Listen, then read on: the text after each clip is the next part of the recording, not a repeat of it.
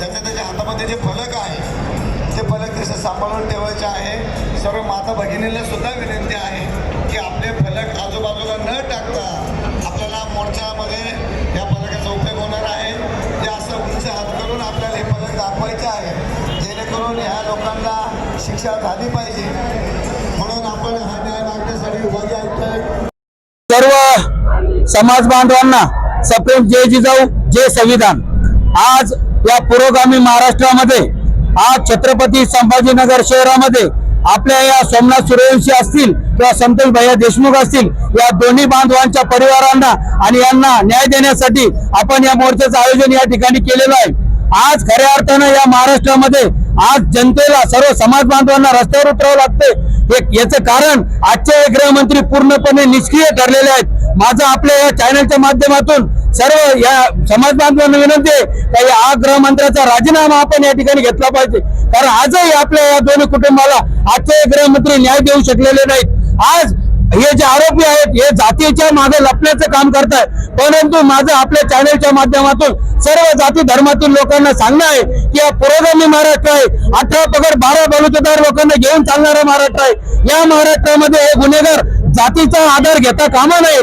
या गुन्हेगारांची एकच जात आहे ती म्हणजे गुन्हेगारी, आणि या गुन्हेगारांना कठोर फाशीची शिक्षा झाली पाहिजे ही आपल्या चॅनलच्या माध्यमातून आमची प्रमुख मागणी या ठिकाणी आहे। राजू तिटे पाटील।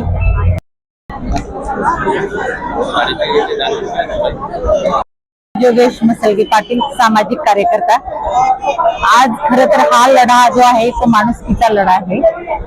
आपण पाहतो गेल्या काही दिवसांमध्ये पुरोगामी महाराष्ट्रामध्ये दिवसाढवळ्या हत्या होत आहेत आणि या गोष्टी ह्या अतिशय निंदनीय आणि घृणास्पद आहे।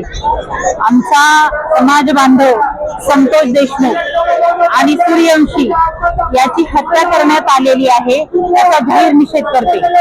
आपण पाहतोय की 2-2 महिने जर न्याय मिळत नसेल तर राज्यातलं सरकार हे काय करत आहे। त्या सरकारवरती तीव्र नाराजी व्यक्त करीत तातडीने आरोपी फाशीची शिक्षा दिली पाहिजे। एवढा वेळ का लागतोय, आरोपीशी सरकार पाठीशी घालतंय का असा आम्हाला संशय येत आहे। तर आता त्याचा आक्रोश जे आहे जनतेमध्ये प्रचंड आहे आणि तो आता आज रस्त्यावरती उतरलेला दिसतो। धन्यवाद। सरोज मसलगे पाटील। आमची सर्वांची सर्व समाज बांधवांची आज या ठिकाणी छत्रपती संभाजीनगरमध्ये जन आक्रोश मोर्चाचं आयोजन केलं गेलेलं आहे। सर्व धर्मीय, सर्व जातीय, सर्व पक्षीय या ठिकाणी हे आयोजन केलं गेलेलं आहे। आमच्या सर्वांची एकच मागणी आहे, जरी आरोपींना मोकोटा लागलेला आहे तरी आरोपींना जोपर्यंत फाशी होत नाही तोपर्यंत समाज बांधव, सर्व जातीय, सर्व धर्मीय, सर्व पक्ष समाज बांधव शांत बसणार नाही। कारण त्यांच्या देशमुख दादांची एवढी निर्भीड पद्धतीने हत्या केली गेली आहे, त्यानंतर सोमू दादांची सुद्धा कोठडीमध्ये अगदी मारून त्यांची हत्या केली गेली आहे। कुठेतरी महाराष्ट्राला कायदा फासणारी गोष्ट या ठिकाणी घडत आहे। कायदा आणि सुव्यवस्था याच्यावर प्रश्नचिन्ह निर्माण झालेले आहे। या महाराष्ट्राची संस्कृती काय आहे, महाराष्ट्रात घडतंय काय, हे खरंच चुकीचं घडतंय। त्यामुळे सर्वसामान्य लोकांना आज रस्त्यावर उतरावं लागतंय। हा मोर्चा जन आक्रोश मोर्चा क्रांती चौकातून आयुक्त कार्यालयात जाणार आहे। त्या ठिकाणी जाऊन आम्ही आयुक्त कार्यालयाला निवेदन देणार आहे की लवकरात लवकर फाशी शिक्षा कशी होईल, तुम्हाला काय करायचं फास्ट ट्रॅक करा, त्याच्यापेक्षा सुपर फास्ट ट्रॅक करा, पण शिक्षा लवकर झाली पाहिजे। जोपर्यंत शिक्षा होणार नाही तोपर्यंत महाराष्ट्र शांत बसणार नाही। डॉक्टर मनीषा मराठे, छत्रपती संभाजीनगर। प्रत्येक वेळेस आंदोलनच करावं लागते न्याय मागण्यासाठी, काय महिना न्याय मागण्याचं कारण एकच आहे की आम्हाला या आरोपींकडून राजकीय वास आम्हाला यायला लागला। त्याच्यामुळे धनंजय मुंडेंनी राजीनामा द्यावा आणि तात्काळ दिला पाहिजे। राजीनामा दिला तरच आम्ही शांत बसू, नसतं याच्यापेक्षा उग्र आंदोलन आम्ही या ठिकाणी करणार आहोत। कसा मार्ग असतो, मागणी काय आहे?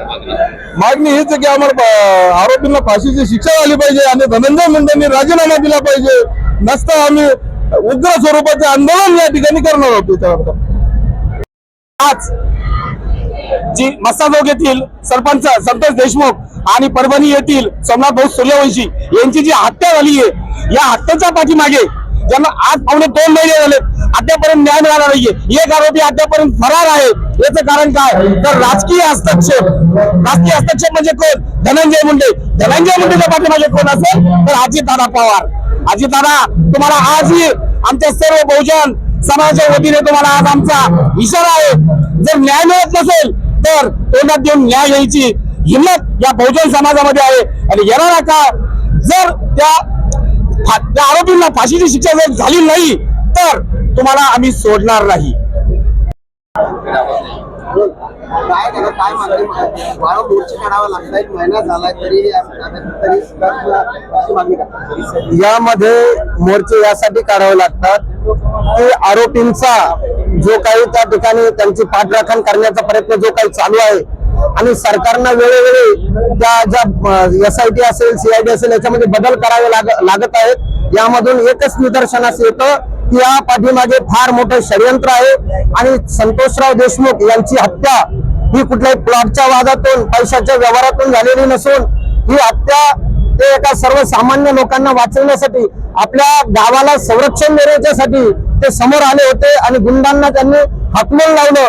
म्हणून गुंडांचा वर्चस्ववाद महाराष्ट्रातून संपूर्ण नष्ट झाला पाहिजे आणि संतोषराव देशमुखांना न्याय मिळण्यासाठी आज नाही तर असे असंख्य दिवस जोपर्यंत आरोपींना फाशी होत नाही तोपर्यंत आम्ही अशा मोर्चे त्या ठिकाणी काढतच राहणार.